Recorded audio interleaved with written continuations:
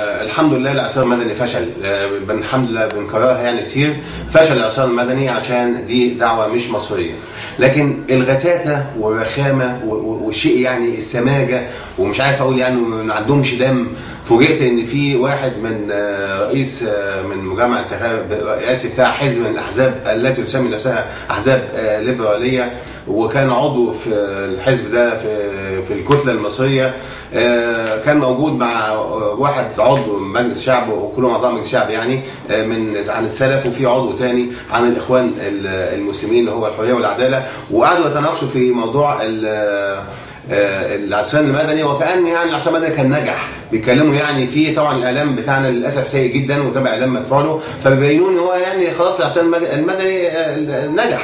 فالراجل بيتكلم بيقول احنا المكسب اللي احنا كسبناه ان اعتصم معانا طلبه اعدادي، فقالوا بتاع السلف انت موافق على كده؟ ما قال له يعني لو مش هيبقى فيه ضرر مش عارف ايه ينفع بتاع الاخوان؟ قال له ماشي هو حر، ما يحضرش الدرس هو حر.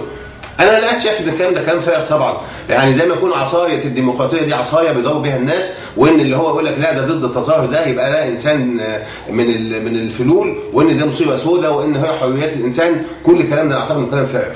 إذا كان القانون بيدي للواحد حريته المادية عند 21 سنة، وبيدي له حريته الجنسية عند 18 سنة، قبل 18 سنة ما تتجوزش، بعد 18 سنة اتجوز، قبل 21 سنة ما تصرفش، مالكش أهلية مالية، بعد 21 سنة اتصرف. أدي الحرية بتاعة الطلبة في إعدادي اللي هو عنده 12 13 سنة ويقول لك إحنا كسبنا، يا أخي اللي عندك دم. واحد عنده في الاعداديه وتقول لي كسبنا ان هو وقف معانا في الاعتصامات؟ ده انت انسان سافل وانسان قليل الادب وانسان يعني للاسف يعني مش عارف اقول الالفاظ عامله ازاي، يعني انت بتستهبل الناس.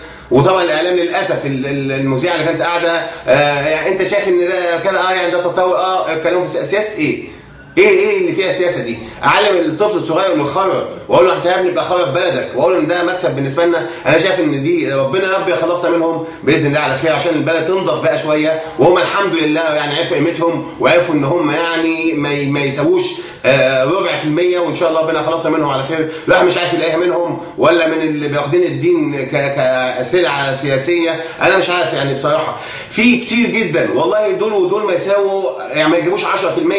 في 90% من الشعب المصري معتدل، ناس متدينين عادي، مسلم او مسيحي، ناس بيحبوا بلدهم عادي، مسلم او مسيحي، لا هم ولا الفلول ولا الاحزاب الجديده كلها على بعضها، انا ادعي هذا، كل دول على بعضهم وكل اللي في الاعلام بيظهرهم دول بما فيهم الفلول وعصر مبارك ما يجيبوش 10% من الشعب المصري. ارجوكوا بقى 90% يفوقوا لنفسهم ويحموا بلدهم، لان احنا مش هنسيبها لناس والعياذ بالله يعني هيخربوها.